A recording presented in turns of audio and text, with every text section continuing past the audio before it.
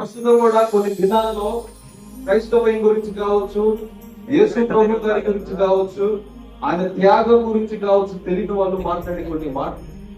ఏముంటారా యేసు ప్రభులో, యేసు ప్రభు త్యాగంలో ఏముందంటే 2 చెక్కలు 3 శీలలు అంటారు.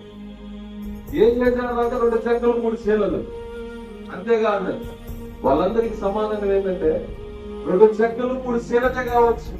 ఆ 2 చెక్కలు 3 శీలల్లోనే సర్వ మానవాళి పాపానికి విడుదల ఉంది.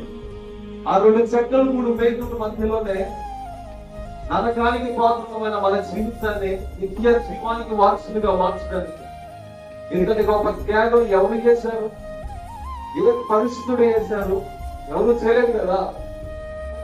నీకోసం మన పాపాల నిమిత్తం పరిశుద్ధుడిగా అయిన వాడు పాపిగా మార్చబడ్డాడు, సిలువ వేయబడ్డాడు, చివరి రక్తపు పట్టు వరకు కార్చబడ్డాడు, చనిపోయి తిరిగి 3వ దినాన్ని కూడా లేచి